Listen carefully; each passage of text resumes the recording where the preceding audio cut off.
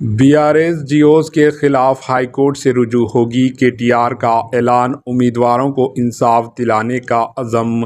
BRS کے working president KTR نے کہا کہ BRS گروپ 1 کے جائیدادوں پر تقررات میں SC ST BC اور اقلیتی امیدواروں کے ساتھ ہونے والی ناانصافی کے خلاف آخری دم تک لڑے گی۔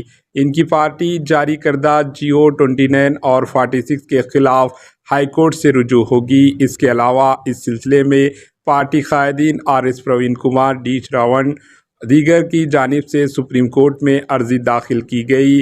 سپریم کورٹ کے وکیل کپل سبل نے ان کی طرف سے مضبوط دلائل پیش کیے۔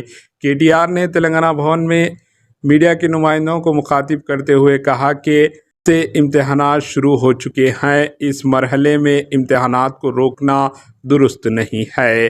انہوں نے کہا کہ سپریم کورٹ نے ریاستی حکومت کو ہدایت دی کہ وہ اس وقت تک نتائج کا اعلان نہ کرے جب تک ہائی کورٹ گروپ 1 کے امیدواروں کی جانب سے دائر کردہ عرضیوں پر فیصلہ نہ دے۔ انہوں نے کہا کہ سپریم کورٹ نے بھی کبھی گروپ 1 امیدواروں کے ساتھ انصاف کرنے کا توقن دیا ہے۔ انہوں نے کہا کہ سابقہ BRS کے دور حکومت میں ST BC اور اقلیتی مائنرٹی امیدواروں کو انصاف دلانے کے لیے GO 55 جاری کیا تھا۔